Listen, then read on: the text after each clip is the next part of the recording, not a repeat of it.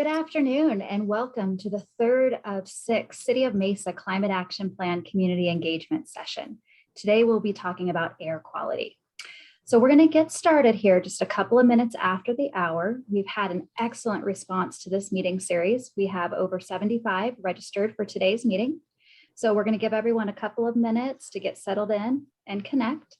While you're waiting, if you'd like to share who you are or what group you might be representing, please feel free to use the chat. It's a great way for us as well as the other attendees to know who's involved with this call.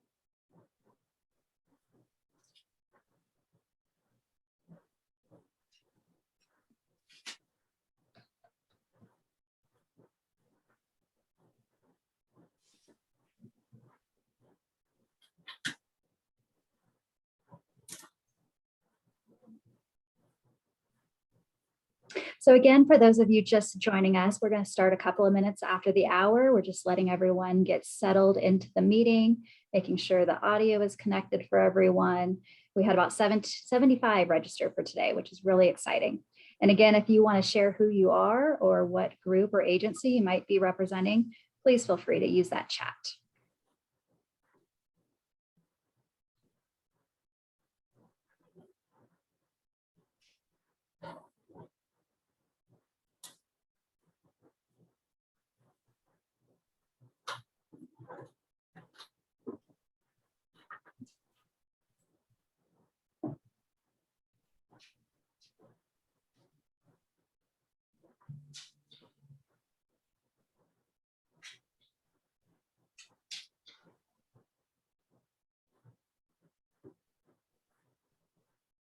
Okay, so it looks like we've got most everyone in at this point. So again, welcome to the City of Mesa's Climate Action Plan Input Session. Today, we're going to be talking about air quality. My name is Teresa Jackson. I'm with a firm called Greenplay, and we're supporting the City of Mesa with the community engagement portion of the Climate Action Plan. So today's meeting is in a webinar format. So you can see us, but unfortunately, we cannot see you. Additionally, all of you are currently muted. However, during the second portion of the meeting, we really want to hear from you. And so when we get to the engagement portion, there's going to be 2 ways that you can engage with our panelists today. You'll be able to share your thoughts, ideas, or questions in the chat, or you can use the raise hand feature. And when I see your hand raised, I can call on you and unmute you, and you can directly have a conversation with one of our panelists. So through this engagement process, one of the key elements is that we gather information from all areas and demographics of the community. So before we get into our session today, I do have 3 quick polls for you so that we can get a better sense of who we're reaching and who we're talking to. So our first poll here is related to what best describes you. Do you live in Mesa, work in Mesa, play in Mesa, study in Mesa, or own a business in Mesa?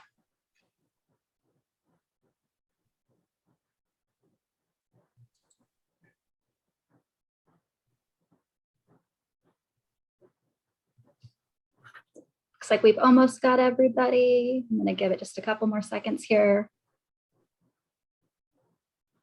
Okay, I'm going to close this one and go on to our next one. So our next one is related to what council district you most frequently visit. And so on the screen, you should be seeing a map of Mesa with your council districts.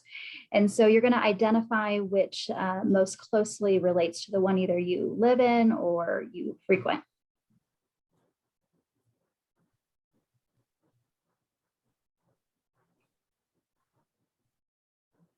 And if anyone can't read that map or isn't quite sure, you could always put your intersection in the chat and we can add you later.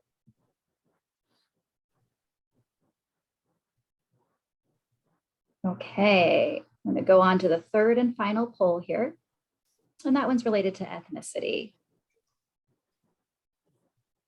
And you can select all that apply here.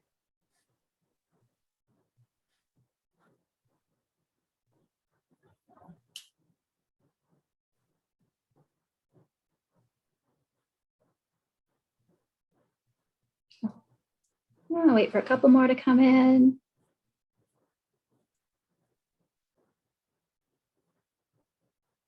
There we go. All right, thank you for that. So to kick things off today, I'd like to introduce Scott Boucher. Scott is the director of the Environmental Management Sustainability Department for the City of Mesa. Scott, can you take a few moments to introduce the CAP and our panelists for today? Most certainly. Thank you, Teresa. Again, it's Scott Boucher. I'm the Environmental Management Sustainability Director here at the City of Mesa. Thank you, everybody, for joining us this afternoon. We're going to, first, I'll just intro a little bit the Climate Action Plan. So this is a council-led initiative.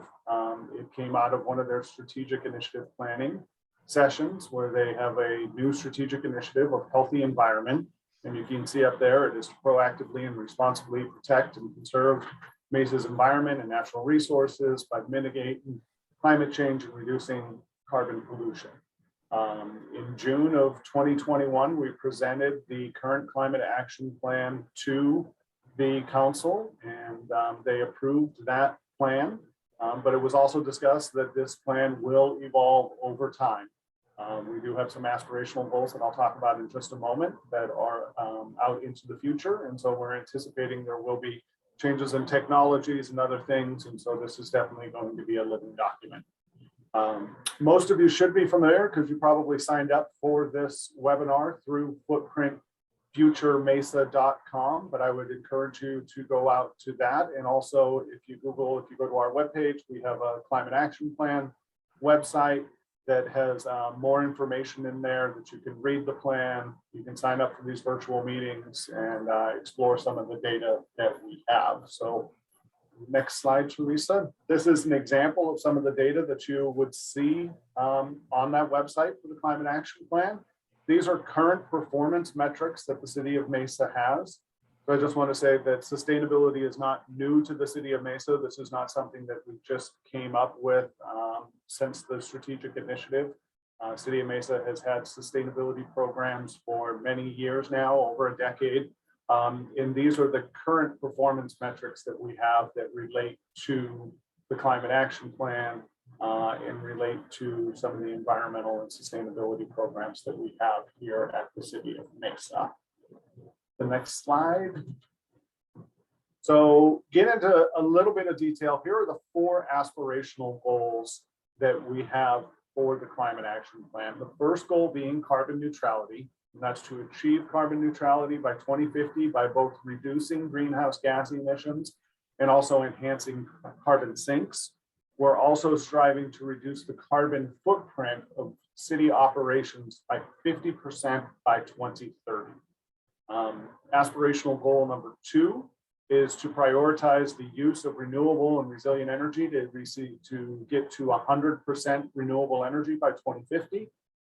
Aspirational goal number 3 is to divert 90% of the waste that's currently going to the landfill by 2050. And then the one aspirational goal that I think will be the first one that we meet is for this community action. And that's really what we're doing today, is reaching out to the community so we can get more information from you. And the plan is that the next climate action plan will not focus just on city operations, but will focus on the city as a whole. Now, I'll let you know that there are 6 focus areas for the climate action plan. I'd like to explain to folks that these are just areas in which we can kind of break down and distill information and metrics to folks, but these are not silos that are separate from each other. Just a quick example, there is a water energy nexus. And what I mean by that is there's a significant amount of water that is put into creating drinking quality water for our residents. There's a lot of energy that goes into that. And in addition to that, there's even more energy that's put into treating the wastewater after it has been used. So anytime that you save water, you are also saving energy. And anytime that you save energy, you're going to be reducing your emissions, which is going to help with air quality. So I just like to explain that to folks so that you see that these aren't silos, they're all interrelated to each other, and one area does have effects on the other. Just the first thing that we did, the next slide, the first thing that we did as we were putting together the climate action plan was really looking at this is the first emissions inventory that the city of Mesa has completed. And as you can see from the emissions inventory, there's really 5 areas, whether it's employee commute, water distribution facilities, street lighting, building electricity, and mobile combustion that are the large areas that contribute the most to our greenhouse gas emissions. And so these will be our biggest focus areas going forward. But the reason why we are here today and talking is because with the next slide, Teresa, that's just City of Mesa operations. But if you look, that's just a small portion of what Mesa has as far as a carbon footprint when it relates to the region. Because there's more to the city than just the city operations. There's the residents and the businesses of the city of Mesa. And so that's what we're doing here today, is really focusing on getting input from the residents and the businesses in the city of Mesa so that we can make sure with the next climate action plan, we use your input to develop the best plan that we possibly can. So with that, I'm going to introduce our 2 speakers. We have David Calloway and Lena Spirich, who are going to talk to you a little bit more about our focus area of today, which is air quality. So I'll turn it over to David and Lena. Thank you, Scott. I think it's time for our trivia question for today. And for today is, how much air do we breathe per minute? What do you think?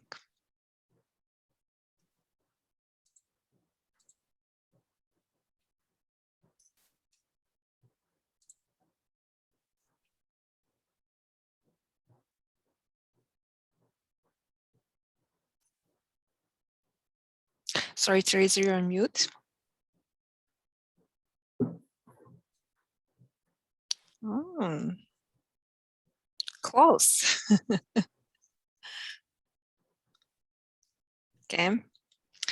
An average person breathes 2 gallons of air per minute, which is approximately 3,400 gallons of air per day. We can move to the next slide. So according to American Lung Association and their State of Air report, Phoenix Mesa region ranks in top 20 of most polluted regions in United States. And we all know that poor air quality affects illness, hospitalization, and premature death. It is especially dangerous for cancer and asthma patients. It decreases lung function and it can lead to heart attacks. So what are the most common pollutants in City of Mesa? It is ozone and its precursors and particulate pollution such as dust and smoke. Next slide, please. Let's start with particulate pollution or particulate matter. Particulate matter is a mixture of liquid droplets and solid particles found in the air. PM10, it's inhalable particle that is 10 microns or less, and PM2.5 stands for fine inhalable particle that is 2.5 microns or less. Some of those we will be able to see with the naked eye, and for some we will need electronic microscope. How small is PM2.5? If you can think of single human hair, it is 70 microns in diameter, which is 30 times larger than the largest fine particle. What causes particulate pollution in Mesa? It's dust, smoke, and vehicle exhaust. And how is particulate pollution measured? Through air monitors located in Maricopa County. Next slide, please. Let's move to ozone. There are 2 types of ozone. Ozone located in stratosphere, it's a good ozone because it absorbs harmful UV radiation, where ground level ozone, it's not directly emitted, but it's a mixture of nitrogen oxide and volatile organic compounds. And this happens when tailpipe emission from cars, emissions from refineries, chemical plants react with sunlight. What causes ozone pollution in Mesa? It's industrial processes, any fuel combustion, tailpipe emissions from vehicles, paints, solvents, and other materials that contain those volatile organic compounds. Next slide, please. One of the great resources for air quality data, it's Arizona's Department of Environmental Quality. They present graphs like this, where we can see levels of PM 2.5 and ozone levels over the course of years. So for example, if you look in the left-hand side, you will see a graph that tells us that PM 2.5 levels are highest during winter and ozone levels are highest during summer months. Next slide, please. So what are ozone trends in Mesa? Maricopa County Air Quality Department monitors ambient air quality within Maricopa County with their 23 monitors, and 2 of them are located in city of Mesa. This graph is telling us that the number of days with ground level ozone are higher than the current EPA standards established in 2015. The downward line is telling us that city of Mesa is heading in the right direction. And this is because industry and residents are taking measures to improve air quality. Telecommuting and stay-at-home restrictions for COVID-19 pandemic had a noticeable impact on traffic. And we know this because the Maricopa Association of Governments is tracking different parameters, such as average weekday vehicle speeds, traffic congestion delay, average weekday traffic volume, and others. Next slide, please. Also, one of the great resources is Maricopa County Air Quality Departments. And if you go to their website or app, you can find updates for high pollution advisory and health watches. You can commit to one strategy a day to reduce pollution, or you can get air quality index and clean air tips. They also offer incentives and grants like propane fire pit program, diesel emission reduction program, mowing down pollution, and voluntary vehicle repair program. Next slide, please. And what is city doing to reduce ozone and particle pollution? City is transitioning city fleet to no and low emission vehicles. City is converting gasoline and diesel powered equipment used in construction and landscape to electric or low emission fuels. City is reducing employees' vehicle miles traveled during the workday through innovation. City is reducing employees' commute to the workplace on high pollution advisory days. City is working to replace EV charging stations downtown to more up-to-date technology so residents that drive electric cars can charge more efficient. And city is reducing vehicles mile traveled in single occupancy vehicles by expanding transit alternatives like light rail, buses, and paratransit. And with this, I will hand over to David. All right, thank you, Lena. And the last thing she touched on there, I want you guys to remember, is single occupancy vehicles. We're going to talk about that in just a minute. So you might be thinking, with all that technical knowledge, that's awesome stuff, but what can you do now? There's quite a few options out there that you can take a look at if you're willing to try something a little different. This month, well, actually for like the next 4 days or so, is Rideshare Month. And it's sponsored by Valley Metro and the Maricopa County Air Quality Department. So there's some options out there you might want to take a look at. You could try transit, ride the bus, take light rail, van pool, active transportation, which includes walking, biking, scooting. Even those electric scooters, we'll count those in there. And if you're interested in some options where you might be able to look at some alternatives for your daily commute, you could visit sharetheride.com for some more options. And if we can go to the next slide, please. I said I wanted you to remember single occupancy vehicles. So if you take a look at these photos here on the left, these are about 100 people. And you can see how much space is taken up by roughly 100 cars on a street compared to bicycles, compared to folks standing, walking, or how many of those people can fit on a bus. So think about how many of those single occupancy vehicles could come off the road if you rethink your commute, even just 1 day a week, by doing something like walking, biking, or taking the bus. And the graphic on the right represents throughput with how many folks could travel on a piece of street segment per hour. So you can see vehicles 600 to 1600, and sidewalk about 9,000 per hour, and on-street rail, transit, or bus up to 25,000 per hour. So we can move a lot of people using mass transit or alternative transportation methods. So next slide, please. So this is just some info I wanted to share about gasoline gallon equivalents saved by using transit in FY19. And you can see it's about 33 million gallons, and that's across the region. That's not just specific to Mesa, and that's over the fiscal year 2019. And during that same period, we had light rail ridership of almost 13 million, and the regional bus system carried almost 40 million people. So you can really see that bus is kind of the workhorse of the transit system here. And one fact I wanted to share with you to kind of bring this back to Mesa, Valley Metro does have a bus facility at Greenfield and Loop 202. And out of that facility, they operate 88 CNG powered buses. And in that facility in fiscal year 20, they filled 1.8 million therms of compressed natural gas. And therms is kind of an interesting measure, but that's equivalent to about 1.5 million gallons of gasoline. So that's quite a savings, and that's City of Mesa natural gas. So that's something we're pretty proud of there. And if we could go to the next slide, please. So if trying transit sounds like something you want to check out, but you're not really quite sure how to do it, Valley Metro does have some resources available. There's a link right there to Valley Metro How to Ride, which has information on system accessibility, safety, fares, facts, and some travel tips. And I'm going to drop a link here in the chat for a link to their new online app. Oops, excuse me here. And now this app has real-time bus arrival data, shows when your bus is going to show up exactly on the street, whether it's delayed. And coming sometime in 2022, hopefully, will be mobile ticketing where you can actually pay your fare online and not have any cash change hands when you're getting on the bus or the light rail. So that's some exciting things on the horizon there. And with that, I will turn it back over to Scott. Excellent. Thank you, David. So at this point, this is really a community listening session.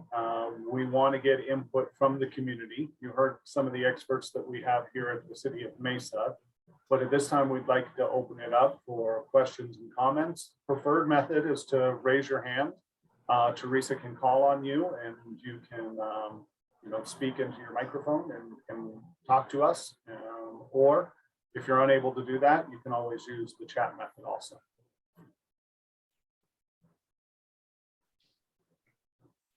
No hands raised quite yet. You'll find the feature probably very likely at the bottom of your screen there, right in the middle of the toolbar.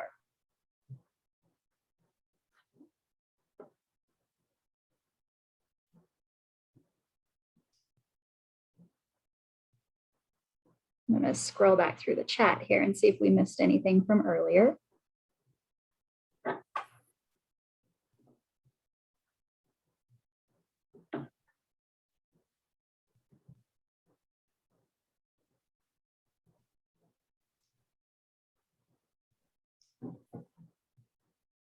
Okay, we do have our first question that's come in from Marie James. Do these harmful ozone levels become more harmful to individuals on a local, immediate human level? For instance, would the levels, ambient, that the two sensors in Mesa average over a large area hurt or harm people more? Or if, say, there's a huge drive-through line at Starbucks, are local, more intense ozone intensity more harmful to people sometimes? And I think that's one. So I did forget to introduce, we have Joshua Eberhair with us from Maricopa County Air Quality. I did see that he had gotten in on the chat side of it. So Teresa, I think we can welcome. There's Joshua. Joshua, is that something that you would like to and be able to answer possibly? Sure. Can you all hear me okay? We most certainly can. Great. Okay. So the way that you get ground level ozone generally is as a secondary product of the primary pollutants. And so it kind of takes time for them to cook up in warmer temperatures and sunlight. So if you're at a Starbucks and there's right oxides of nitrogen and volatile organic compounds coming out of the tailpipe, those aren't necessarily good for you, and those are air pollutants, but they're not ozone yet, right? They have to kind of, generally they get transported, and that's a lot of times we'll see downwind patterns. So really, it's kind of your average concentrations that you experience that will drive your particular response. And then more sensitive groups, like those with asthma, respiratory illness, heart or lung conditions, young children, the elderly, people with weakened immune systems, all these kinds of folks would be more sensitive to ozone, right? Because it's got an extra oxygen on it and it wants to jump off and bond with something. So it essentially, right, is sending kind of a free oxygen into your lung tissue, and that's not good, right? It damages tissue. So we don't want that. I hope that kind of answers that question in a roundabout way. I think it does, Joshua, and we appreciate it. I'll just build on that a little bit just to let you know that City of Mesa, I've been in the environmental group for 20 plus years, and Maricopa County has been a fantastic partner with the City of Mesa for many years, not just in air quality, but in other areas. So thank you very much for joining us, Joshua, and thank you for that answer. I think that was helpful. Sure.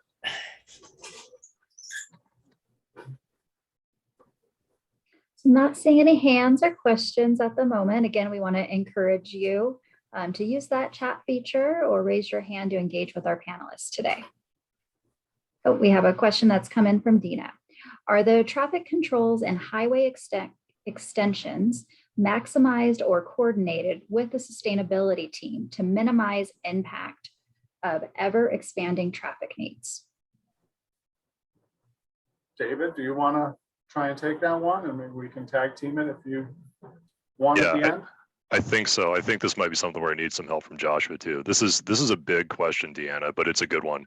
So as far as highway extensions, it's kind of a regional process. There's a lot of environmental clearances that go into that typically.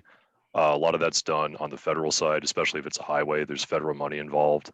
And the Maricopa Association of Governments also does that through their planning process.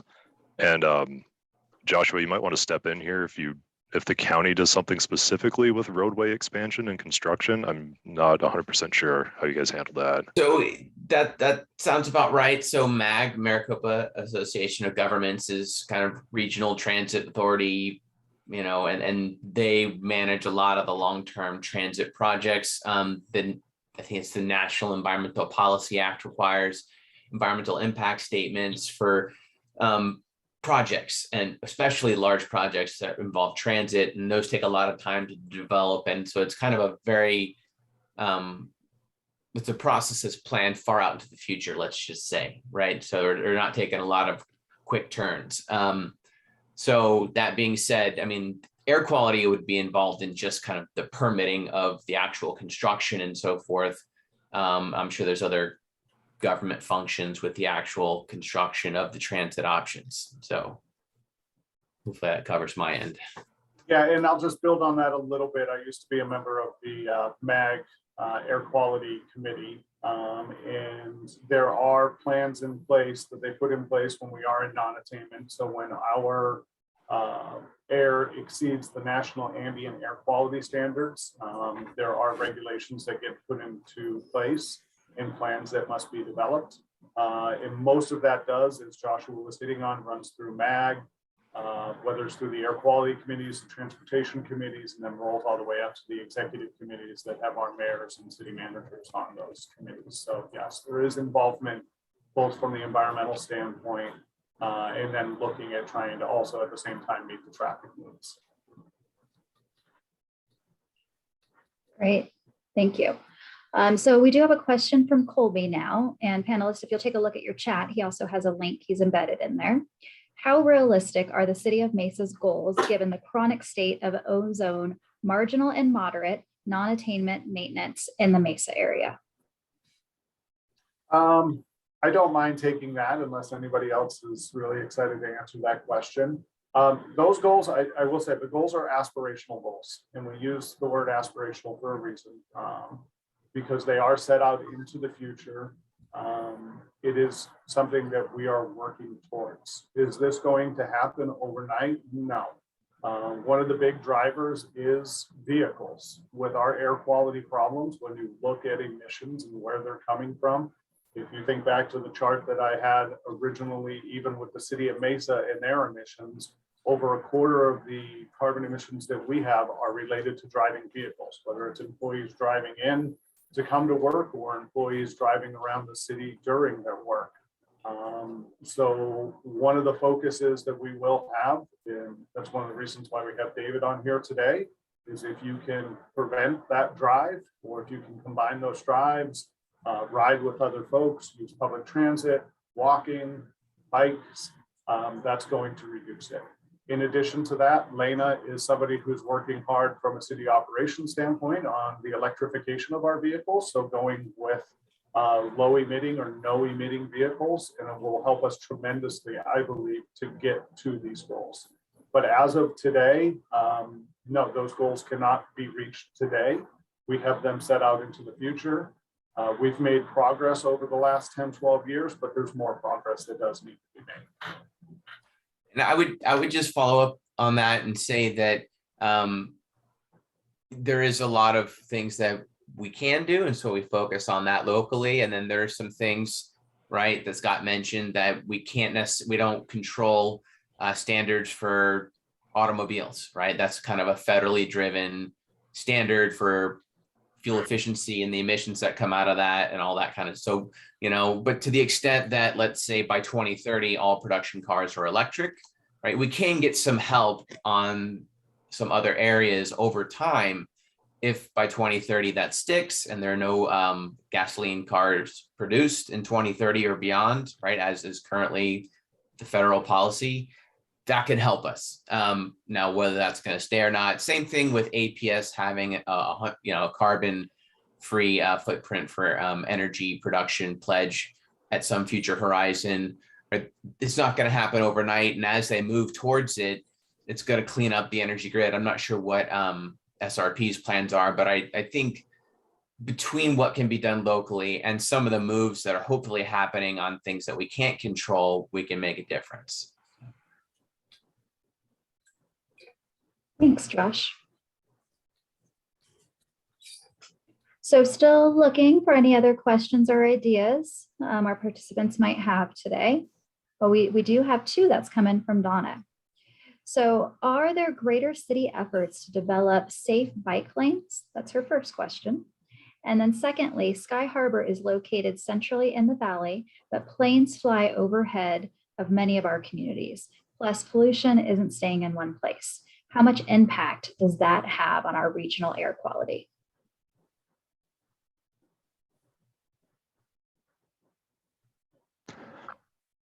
So I can jump. Yeah, I'll jump in here and take the first one. So there's quite a few projects that are under construction right now or have been completed as far as bike lanes. And again, my focus area is transit, but I kind of dabble in some bike and pedestrian as well. There's quite a few shared use path projects that have been completed. One is on Southern Avenue between Dobson and Alma School that was done a few years ago. That's a nice 10-foot wide sidewalk, hoping to get people off the street, have a protected bike environment. There's some new canal path projects, new projects that link a lot of the SRP canals, provide safe crossings. And there's additionally some work through the downtown area on First Avenue that is, I believe it's still under construction. They did some restriping on First Avenue between Country Club and Mesa Drive.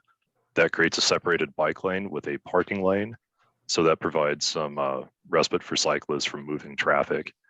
And there's more in the works. I can't really think of exactly what they are off the top of my head, but there's quite a few. And I know that transportation does review the possibility for bike lanes every time they do a roadway project or a widening project. That's always a consideration. As with transit too, they always take transit into consideration and what improvements we can make on those projects as well. And for question 2, I think that might be a Joshua question.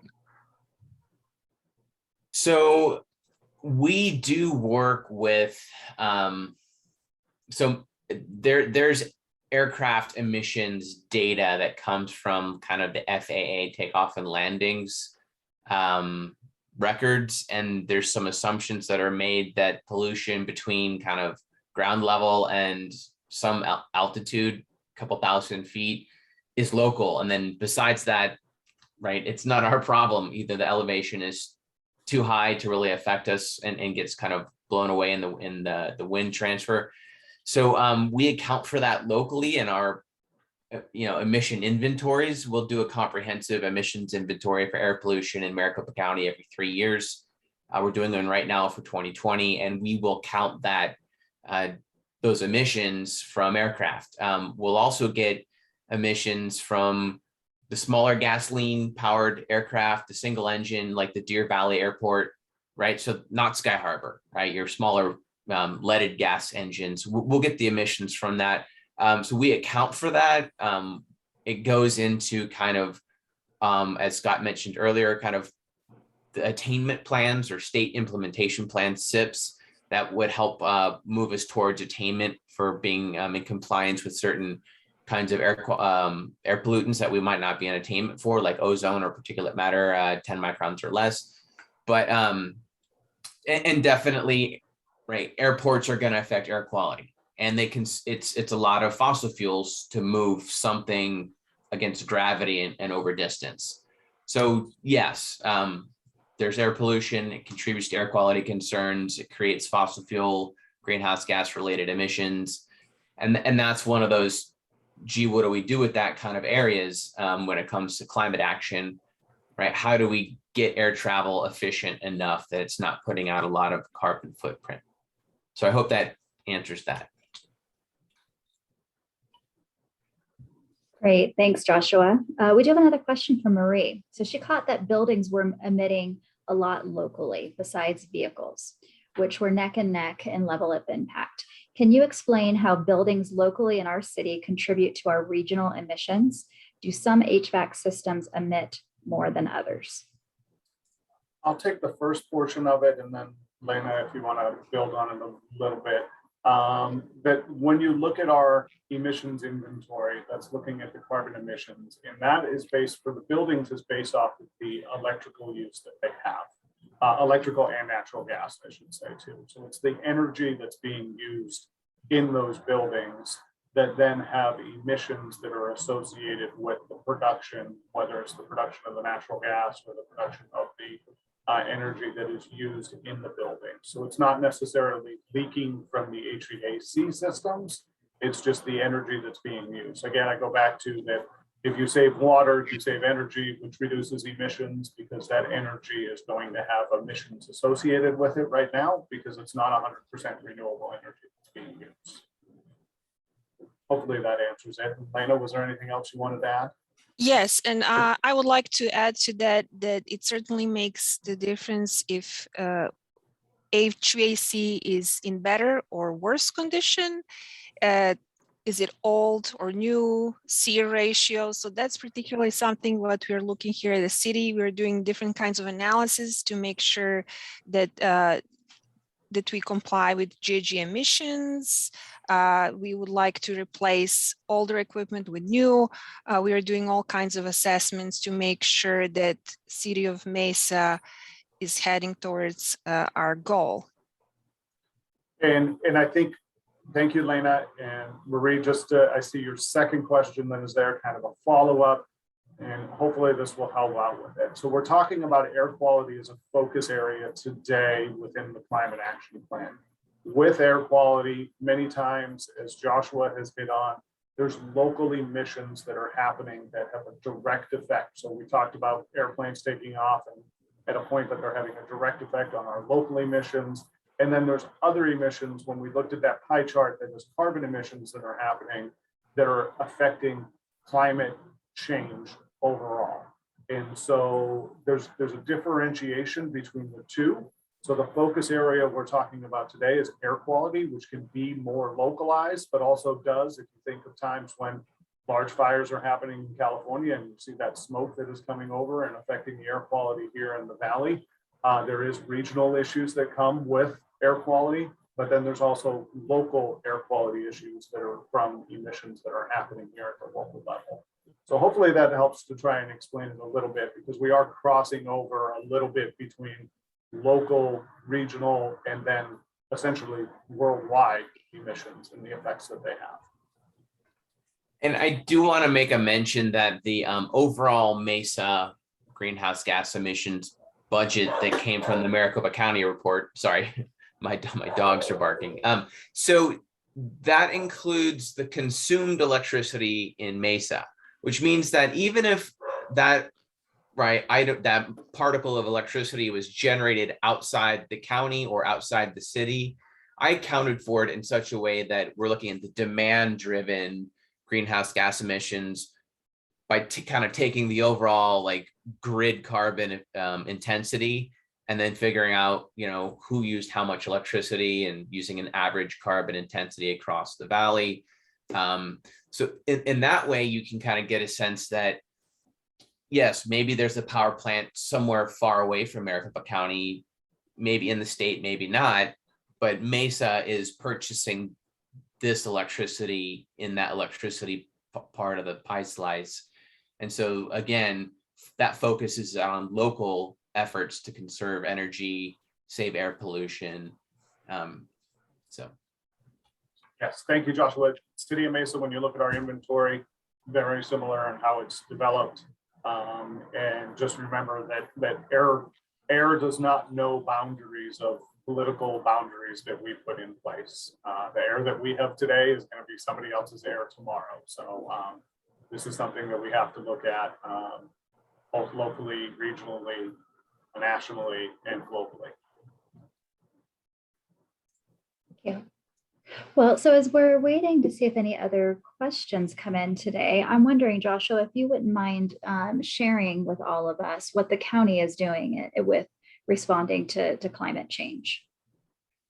Well, so one thing that, you know, is kind of set up regulatorily or policy-wise at the state level is that no regulations or restrictions on greenhouse gas emissions can be developed by lower level kind of political bodies, towns, counties, right? So, and as such, the Maricopa County Air Quality Department doesn't have any rules or regulations for greenhouse gas emissions.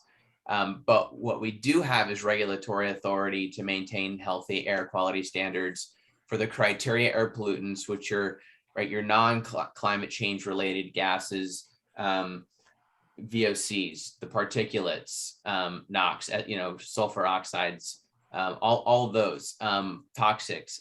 So, but we do realize that one of the co-benefits of saving energy is less criteria air pollutants, which we are responsible for. So we basically just encourage people to do things that save air quality for criteria air pollutants that have co-benefits for positive climate implications, but it's a co-benefit and not a mandatory or regulated kind of aspect of our permits or anything that we do or inspect. And we do have several programs that kind of encourage people to reduce their air pollution, like kind of our Clean Air Make More.com website. And that, really shows different ways to reduce your air impact, right? And some of them we've already gone over today about like transit and carpooling, or for me, I telecommute a lot now.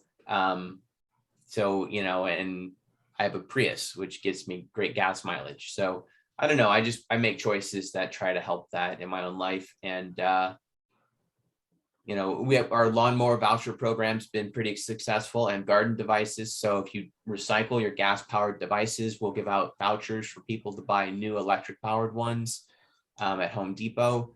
We've got an electrified truck or a pollution reduction effort where trucks can plug in instead of run their motors when they're hoteling overnight, try and reduce those emissions.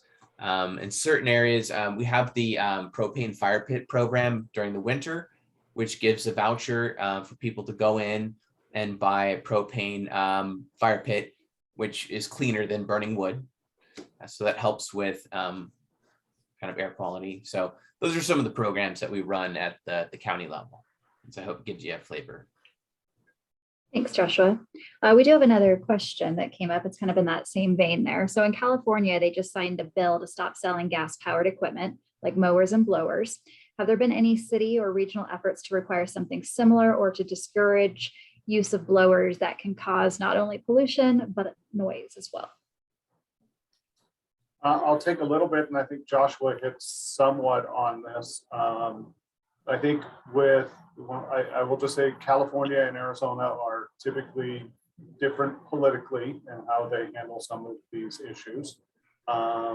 California will regulate more typically and discourage more, whereas I think Arizona's process is typically encouraging, as Joshua was saying, through rebate programs for gas lawn equipment. SRP has similar type programs that they use to try and encourage folks to use electric equipment instead of the gas-powered equipment. But I am not aware currently of any of those efforts happening other than the encouraging, but I don't know of any regulatory statutes that are being proposed at this time. Yeah, I'd agree with that. And we are looking here in Maricopa County, it's in the development stage and procurement and mapping out all of this stuff. We're trying to find a way to get a retrofit program to CNG or to electric for commercial mowers and handheld devices, which is a different kind of challenge than a residential application, just because of kind of the distance and the time of use. It's being done in California right now. And part of it is developing the technology that can handle the demands. And so I think what is happening in California now, even though it's a requirement there, the effect that it has on us, even though we probably won't see requirements, is that it's going to provide the technology and the capability for our optional programs to be more realizable, more expanded in the future. Because right now it's a real challenge to find good stuff on the commercial side. Yeah, and that's a great point, Joshua, that with California, and I forget, I don't want to name the number, but it's one of the largest economies in the world. Typically, when California puts something in place, you are going to try and get your technology to be able to sell things in California. So if you can't sell it in California, it's a huge market for you to lose out on. I did have conversations with our parks director just this week, and that was one of the questions, is whether or not that technology is there for electric mowers and blowers for city use. And so we are, looking at those new technologies and hoping as they come along that we'll be able to take advantage of them. Great, thanks, Scott. Well, we've had a pause in questions coming through the chat or through any raising of hands.